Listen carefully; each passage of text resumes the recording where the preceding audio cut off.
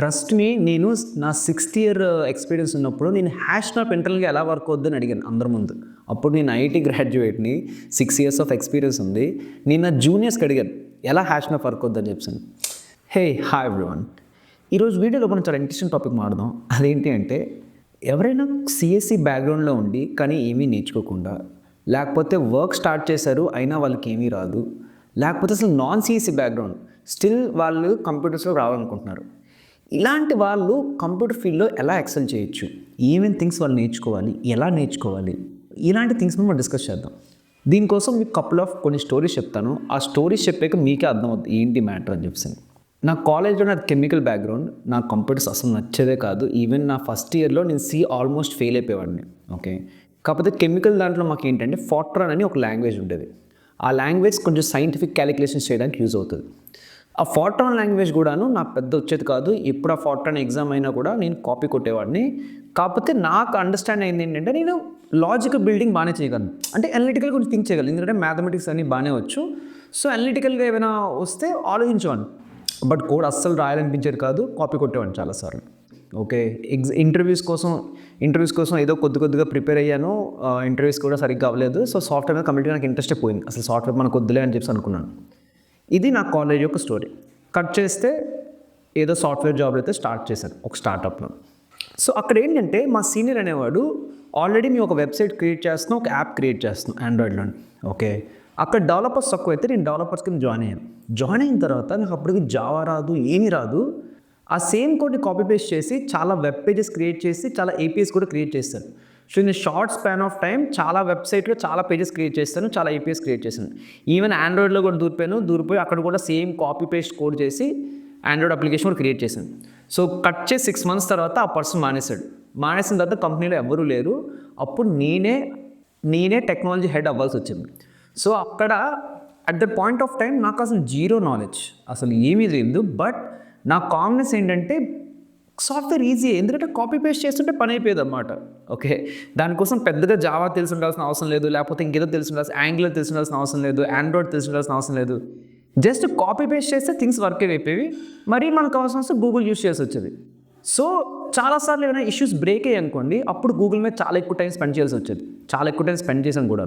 Okay, but నాకున్న good thing ఏంటి అంటే, ఎప్పుడైనా నాకు ఏదైనా ప్రాబ్లం వచ్చింది అనుకోండి, అది ఎలాగోలా సాల్వ్ చేసేవాడిని. గూగుల్లో వెతికి ఎలాగోలా కష్టపడి కింద మీద పడి దాన్ని సాల్వ్ చేసేవాడిని. బట్ ఈ అప్లికేషన్ బిల్డ్ చేసినప్పుడు నేను రియలైజ్ అయింది ఏంటి అంటే, ఏంట్రా బాబు ఇన్ని అప్లికేషన్ బిల్డ్ చేస్తున్నాం, మనకి వచ్చు అనే ఫీలింగ్ అసలు రావట్లేదు ఏంటి అనిపించింది అన్నమాట. ఓకే, అప్పుడు నాకు ఇంట్రెస్టింగ్గా ఒక పర్సన్ అనేవాడు డిజిటల్ వరల్డ్ గురించి అంటే ఏంటో చెప్పాడు అన్నమాట. ఫర్ ఎగ్జాంపుల్, మన ఆ టైంలో డిజిటల్ వరల్డ్ అనేవాళ్ళం. అనలాగ్ వరల్డ్, డిజిటల్ వరల్డ్ అని చాలా ఎక్కువ థింగ్స్ అనేవాళ్ళు.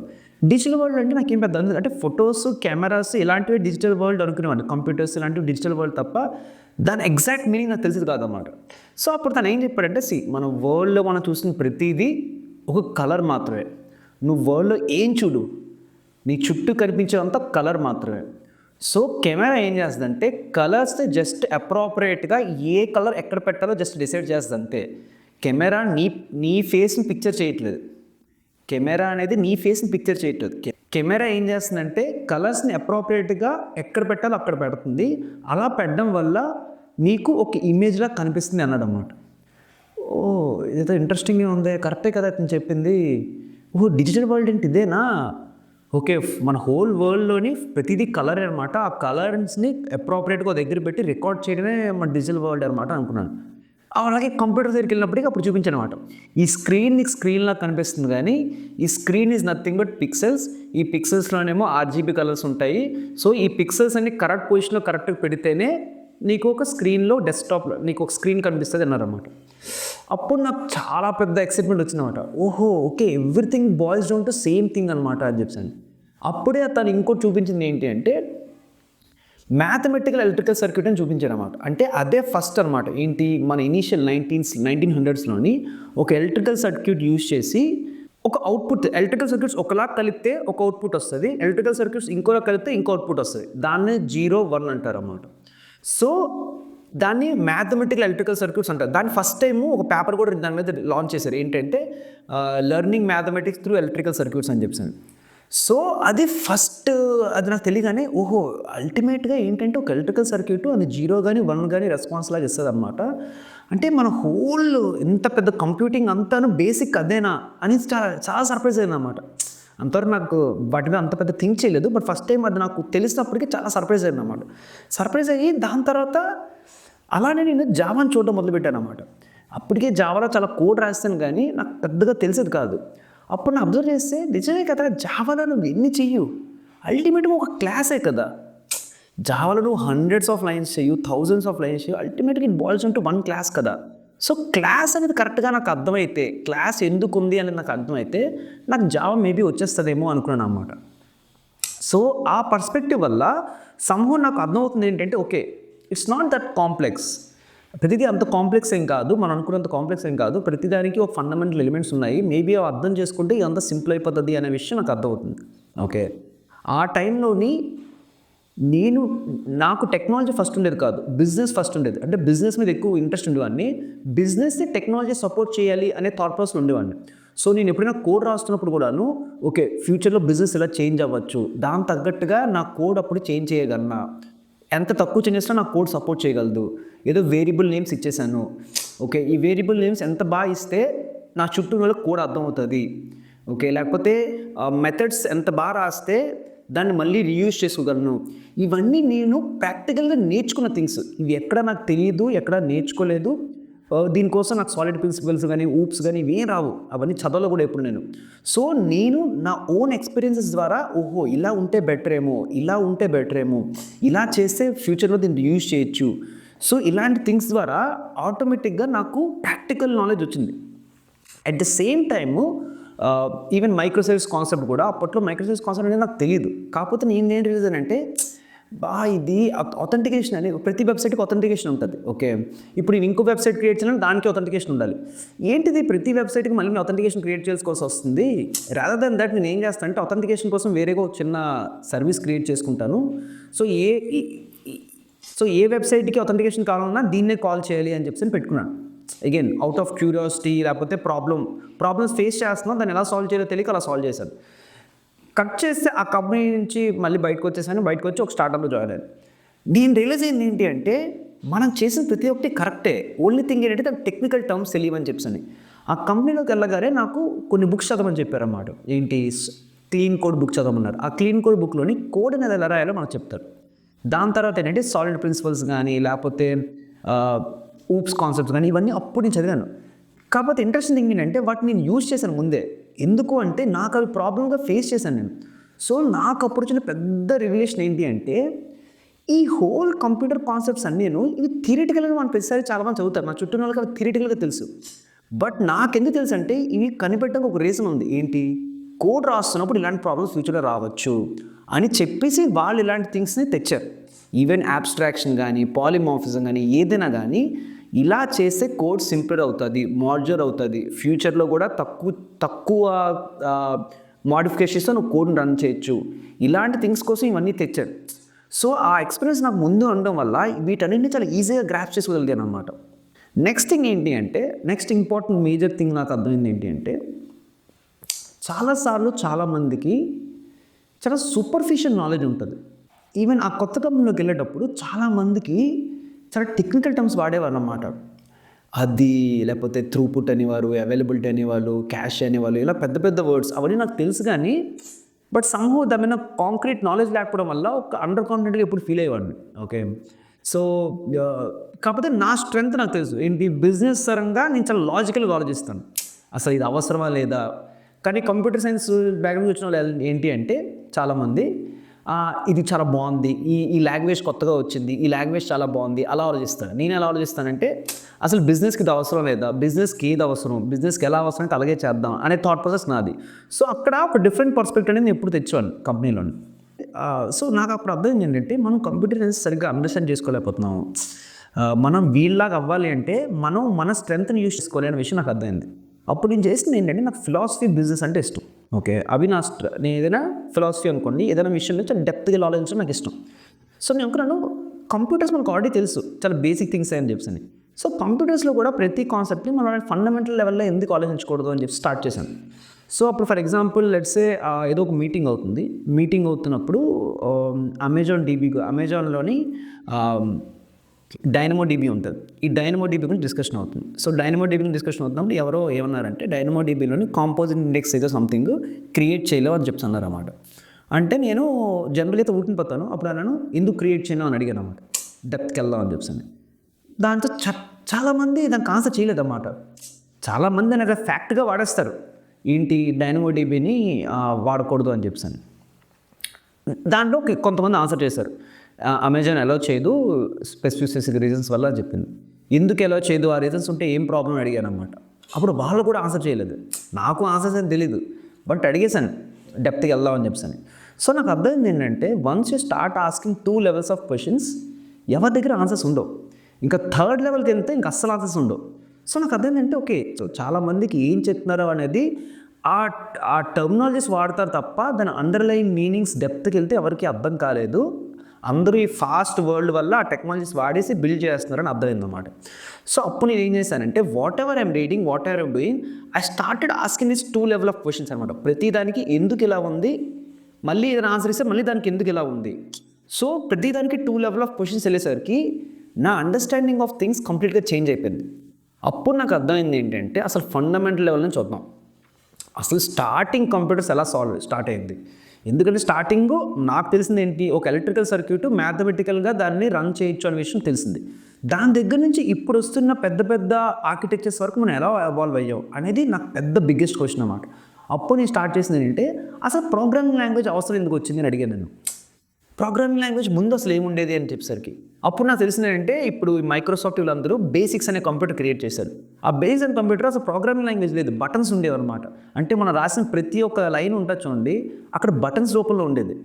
ఓహో అని చాలా ఇంట్రెస్టింగ్ అనిపించింది. So once you start this journey, once you go through the process, నీకు అర్థం అవుద్దన్నమాట. ఓహో ఇదంతా ఈ ప్రోగ్రామింగ్ లాంగ్వేజ్ ఎందుకు వచ్చిందా. ప్రోగ్రామింగ్ లాంగ్వేజెస్ చేసేవి ఏం లేవన్నమాట. డేటాని ఎక్కడో దగ్గర పెట్టి దాన్ని తెచ్చుకొని మళ్ళీ మ్యాథమెటికల్ క్యాలిక్యులేషన్ చేసి మళ్ళీ ఇంకో దగ్గర స్టోర్ చేస్తారు, మళ్ళీ తెచ్చుకొని మళ్ళీ క్యాలిక్యులేషన్ చేసి మళ్ళీ స్టోర్ చేస్తారు.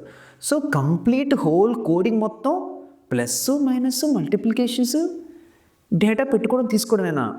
దీన్ని మనం ఎంత కాంప్లికేట్ ఎందుకు చేసుకున్నాం అనిపించింది అన్నమాట. సో ద హోల్ పాయింట్ ఏంటి అంటే once you understand these things, అంటే అసలు ఎలా ఎవాల్వ్ అయింది, ఇక్కడ వరకు ఎలా వచ్చాము, ఇలాంటి క్వశ్చనింగ్ క్యాపబిలిటీస్ మీరు డెవలప్ చేసుకుంటే మీకు ఒక్కసారిగా చాలా సింప్లిఫైడ్గా అనిపిస్తుంది అనమాట.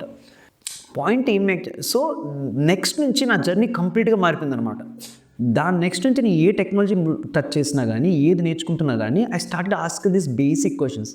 అది క్వశ్చన్స్ అడగడం వల్ల నాకు ఆ థింగ్స్ అనేవి డిఫరెంట్గా అర్థమయ్యాయి అనమాట.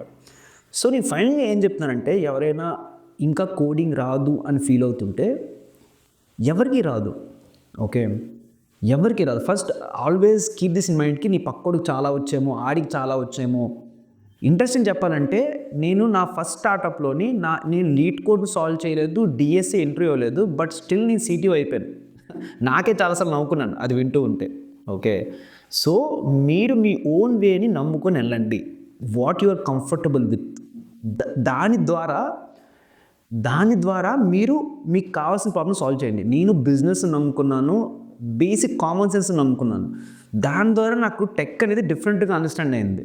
ఓకే, సో థీరీస్ ఇవన్నీ ఏం నేర్చుకోలేదు నేను. సో ఏం చెప్తున్నానంటే ఎవరికి ఏమీ రాదు, అందరూ జస్ట్ వచ్చని ప్రొజెక్ట్ చేసుకుంటారు. వాళ్ళకి రాదని విషయం వాళ్ళకు కూడా తెలీదు. సో మీరు చేయాల్సిన థింగ్ ఏంటి అంటే స్టార్ట్ ఆస్కింగ్ దిస్ క్వశ్చన్స్. మీకు రాదు అనే మీరు ఎక్కడ ఆ ఇన్ఫీరియారిటీ కాంప్లెక్స్ చూపించకండి. అయ్యో ఇంత ఏజ్ అయిపోయింది కదా, ఇప్పుడు అడిగితే తప్పుగా అనుకుంటారేమో, లేకపోతే నేను ఆ కంప్యూటర్స్ బ్యాక్గ్రౌండ్ కాదు కదా, ఇప్పుడు కొత్త కంపెనీలో ఈ క్వశ్చన్స్ అడిగితే వీడు కంప్యూటర్స్ బ్యాక్గ్రౌండ్ కాదు అందుకే ఈ క్వశ్చన్స్ అడుగుతున్నారు అనుకుంటారేమో. ట్రస్ట్ మీ, నేను నా 6th year ఎక్స్పీరియన్స్ ఉన్నప్పుడు నేను హ్యాష్ మ్యాప్ ఇంటర్నల్గా ఎలా వర్క్ అవుద్దని అడిగాను అందరి ముందు. అప్పుడు నేను ఐఐటి గ్రాడ్యుయేట్ని, 6 years ఆఫ్ ఎక్స్పీరియన్స్ ఉంది. నేను నా జూనియర్స్కి అడిగాను ఎలా హ్యాష్ మ్యాప్ వర్క్ అవుద్దని చెప్పాను. మీరు ఒక టైంకి వచ్చేసరికి సిగ్గు ఇవన్నీ పక్కన పెట్టాలి. You need to be fundamentally curious. Interesting ఏంటంటే నీ హ్యాష్ మ్యాప్ అని అడుగుతున్నప్పుడు చాలామందికి ఇంటర్నల్గా ఎలా వర్క్ అవుతుందో తెలియదు. అది నేను చాలా రిలీజ్ అయిన అనమాట. సో మీరు తెలుసుకోవాల్సింది ఏంటి అంటే చాలాసార్లు మీరు ఇంటర్నల్గా వెళ్ళండి, ఏం ప్రాబ్లం లేదు, ఎవరికి ఏం రాదు. మీరు ఇంటర్నల్గా 2 level ఆఫ్ క్వశ్చన్స్ అడగండి, తెలుసుకోండి. నెక్స్ట్ థింగ్ ఏంటి అంటే ఫైండ్ ఏ ప్రాపర్ మెంటర్. ఎవరైనా మంచి మెంటర్ని పట్టుకోండి. ఎందుకంటే చాలాసార్లు మనకి ఏ డైరెక్షన్ వెళ్ళాలో తెలియదు. ఆ మెంటర్ మనకు ఆ డైరెక్షన్ ఇస్తాడనమాట. ఇలా ఆలోచించు, ఇలా చెయ్యు అని చెప్పాను. ఆ డెప్త్కి వెళ్ళడానికి తనకు మనం యూజ్ అవుద్ది అనమాట. నెక్స్ట్ థింగ్ ఏంటంటే convert this whole thing into which you're comfortable with. అంటే ఏంటంటే ఫర్ ఎగ్జాంపుల్ మా ఫ్రెండ్ ఒకడు, వాడికి డైరెక్షన్ డిపార్ట్మెంట్ ఇష్టం అనమాట. సో వాడు ఏం చేశాడంటే సాఫ్ట్వేర్ని డైరెక్టర్గా చూసేవాడు అనమాట. వీళ్ళందరూ అసిస్టెంట్ మేనేజర్స్, వీళ్ళందరూ ఆ ప్రొడక్షన్ బాయ్స్, వాళ్ళ రెస్పాన్సిబిలిటీస్ ఇవి, వీళ్ళ రెస్పాన్సిబిలిటీస్ ఇవి, ఇలా చాలా డిఫరెంట్గా చూసాడు అనమాట. చూసి దాని తగ్గట్టుగా వాడు కోడింగ్ నేర్చుకున్నాడు అనమాట. ఈవెన్ నేను ఫిలాసఫికల్ బిజినెస్ అని నాకు ఇష్టం అని చెప్పని దాని తగ్గట్టుగా నేను హోల్ థింగ్ చూసేవాడిని. అది నాకు ఒక సెన్స్ ఆఫ్ కంఫర్ట్ ఇచ్చేది అండర్స్టాండ్ చేసుకోవడానికి. అల్టిమేట్గా ఇదంతా కూడా ఒక మనిషే తయారు చేశాడు. వాడు ఒక రాకెట్ సైన్స్, వాడేమి పెద్ద రాకెట్ సైన్స్ యూజ్ చేసి తయారు చేయలేదు. బేసిక్ ఫండమెంటల్ ప్రిన్సిపల్స్ యూజ్ చేసి తయారు చేశారు. ఓవర్ ద ఇయర్స్ దీన్ని డెవలప్ చేశారు. సో మీరు చేయాల్సింది ఏంటి అంటే ఆ ఫండమెంటల్ బ్లాక్స్ ఏంటి వాటిని అండర్స్టాండ్ చేసుకొని దాని చుట్టూ ఈ బిల్డింగ్ ఎలా బిల్డ్ అయింది తెలుసుకుంటే మీకు ఆ సెన్స్ ఆఫ్ కాన్ఫిడెన్స్ వస్తుంది. అల్టిమేట్గా మీకు కోడింగ్ వచ్చా రాదా అని కాదు, మీకు కాన్ఫిడెన్స్ ఉందా లేదా. ఆ కాన్ఫిడెన్స్ ఉండాలి అంటే మీరు ఫస్ట్ అండర్స్టాండ్ చేసుకోవాలి థింగ్స్ ఎలా వర్క్ అవుతున్నాయని. ఇప్పుడు ఫర్ ఎగ్జాంపుల్ నాకు అనుకోండి, నాకు చాలా లాంగ్వేజెస్ రావు, ఓకే, కానీ చాలా థింగ్స్ నాకు రావు, కానీ నాకు కాన్ఫిడెన్స్ ఉంటుంది అన్నమాట. అది నేను నేర్చుకోగలను అని చెప్పాను. ఎందుకంటే ఎలా నేర్చుకోవాలో నాకు తెలుసు అని చెప్పాను. ఒక పర్సన్ అది నేర్చుకున్నాకంటే వాడికంటే నేను బెటర్గా నేర్చుకోవాలని కాన్ఫిడెన్స్ నాకు ఉంటుంది. ఎందుకంటే I know how to ask these questions. నా ఫస్ట్ స్టార్టప్లోనే నేను ఆల్మోస్ట్ మొంగోడిబీ వర్క్ చేశాను, మైస్క్వేర్ వర్క్ చేశాను, చాలా ఆండ్రాయిడ్ అప్లికేషన్ క్రియేట్ చేశాను, iOS అప్లికేషన్ క్రియేట్ చేశాను, వెబ్సైట్స్ క్రియేట్ చేశాను. బట్ నాకు దేని మీద ఎలా వర్క్ అవుతుందో తెలియదు. But I have build turns of applications. దాని ద్వారా నేను ప్రాక్టికల్ నాలెడ్జ్ డెవలప్ చేస్తున్నాను. సో బిల్డ్ థింగ్స్, మీకు అర్థం కాకపోయినా start building things. Once you keep on building things you will see a pattern. ఎందుకు ఇలా చేస్తున్నావు అని. నెక్స్ట్ ఆ నాలెడ్జ్ని థియరిటికల్తో మ్యాచ్ చేయండి. అప్పుడు you will see the beauty. ఇప్పుడు థియరిటికల్ ఎలోన్ మీకు వర్క్ అవ్వదు, ప్రాక్టికల్ ఎలోన్ కూడా వర్క్ అవ్వదు.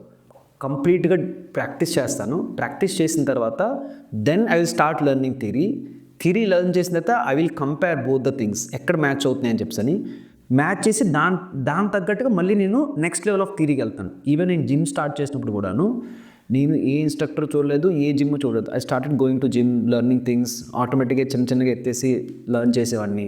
Then I started learning theory. Okay, దీన్ని ఇలా చేస్తారన్నమాట, ఎందుకు ఇలా చేస్తారో తెలుసుకున్నాను. దాని ద్వారా నా ప్రాపర్ అండర్స్టాండింగ్ వచ్చింది. So start doing things, even though you don't know anything. Start doing things. You will find a pattern. Okay, so the whole point ఏంటి అంటే you can do this ante.